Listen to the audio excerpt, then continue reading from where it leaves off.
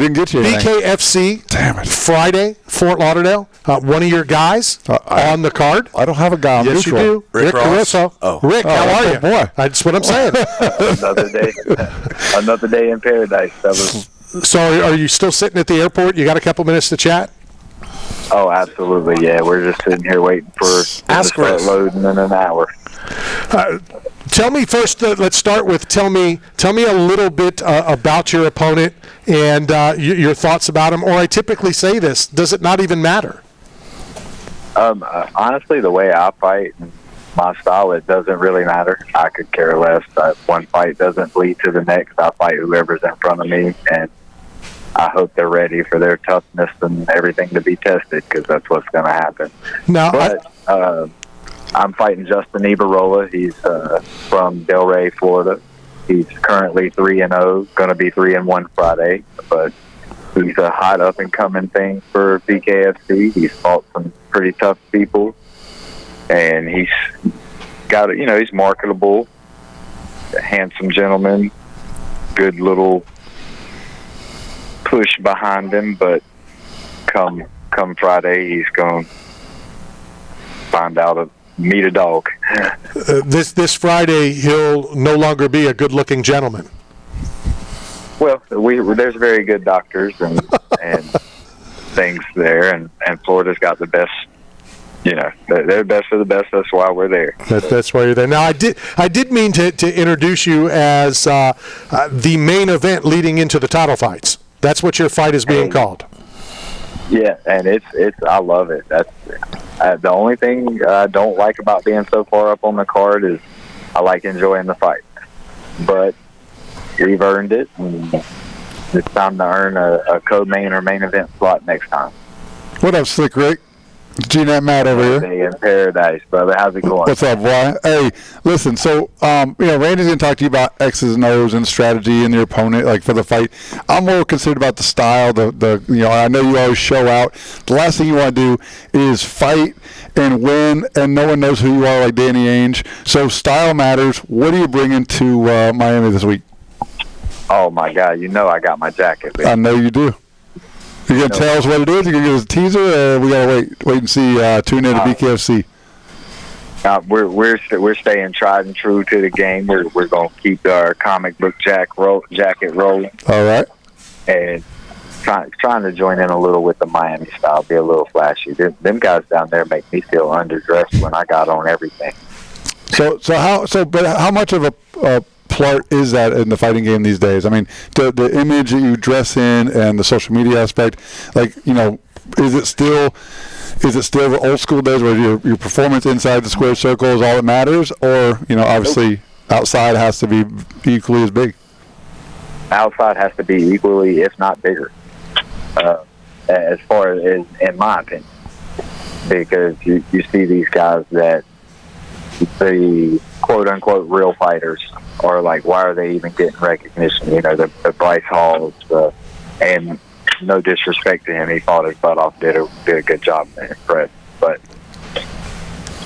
being a social media influencer is what garnered him that spot, instead of being somebody that trained and busted their butt and day in and day out to earn that position. And that's kind of what the entire game's turned to now. They want you to have a certain number of views, a certain number of clicks, and be marketable. Yeah. No, with that. Whereas you could just be really, really good at fighting, but don't talk, and they're going to look the other way. Speaking of the clothing and the jacket and the dress, and it's all I've been around Matt honestly way longer than I even want to admit, and he feels good dressing that way. You feel good dressing that way. If you came to a press conference, if you came to your fight dressed like I do, flip flops and shorts, it just would change your whole demeanor. But on the same line, if I ever came, like my daughter's wedding, I'm dreading because I have to get dressed up. I would feel out of place dressing like that. So you have to dress the way you're going to feel comfortable and put you in the right attitude, which it sounds like you do. Oh yeah, it gives me the vibe, and like you said, the correct attitude. I feel feel on top of the world, then I get to prove it. So when you're talking about social media guys that have clout and clicks and followers, getting opportunities like this, I assume, Randy, it's a lot like you feel about podcasters who haven't paid their dues, they haven't earned their stripes in broadcasting or media, and yet they have a flash in the pan, they become a overnight sensation or influence, and then, the people, the gatekeepers at the top, or the real journalists, or the real fighters, it's a different clique, right? I mean, it feels, they didn't earn it the same way. So does it tarnish the name, or the process? I felt that way about podcasts, and I don't want. We can talk about this later. Let's finish talking about Rick, and then we can talk about my opinion of podcasts later. All right. I mean, we can talk construction. We got Knockout JoJo with us. Rick, you're a full-time construction guy. I believe you're on a job site. Got a call. Hey, do you want to fight tomorrow? And you jumped on a plane that same night. Is that right? Yep. That's. I was remodeling a basement. We were actually taking lunch, and I was chatting with the homeowner because he was home on injury. He's actually a firefighter, and Shook called me and was like, "So, I know you seen Mallow pulled out. You want to fight Classy tomorrow?" I said, when's the plane leave?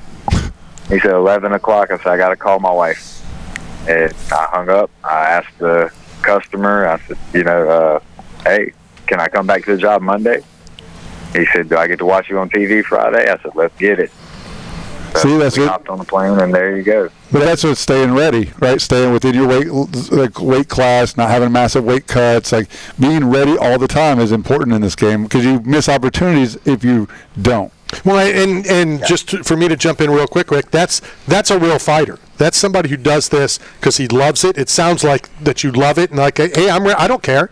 I don't care who it is. Let's go. Yeah. Get me a plane ticket. Nope. I've been quoted hundreds of times already. I just like to effing fight. I told you Rick's one of us. I told when Randy said you come on the show, I was like, that's one of the good guys, man. That's one of the homies. This guy's a professional. Did you hear what he just said? He likes to effing fight. He didn't cuss like everybody else that's been on the show today. Well, because he's respecting that you're old in this FCC. He's a professional. He knows. So, Rick, Randy's first tablet was made out of stone. That's how far back he goes with media. Oh, man. He's playing the ones and twos. So what will you do Friday? You get to the arena. You're later on. You've already mentioned, later on the card, you are the main event before the title fights. How will you relax? Will you try to zone out and not think about the fight that's going to be in a couple hours? I'd probably try to take a nap. As long as I can find me some Subway and scroll my phone. I like to call my mom and call my wife and kids beforehand, and then we'll just start going through the motions. I mean, it's just another day in the office. It doesn't matter if I'm fighting Justin Eberroller or Conor McGregor. It's just another day in the office. And I perform my abilities to the best of my ability, and whatever God's plan is, there you go. But we'll get back. Hopefully they have a TV back there in the back so we can watch the fights, because this card is absolutely stacked. I dare say it's stronger than the Knuckle Mania card they had this year. So, Rick, before you came on the show, we talked about Conor McGregor and his influence. JoJo was talking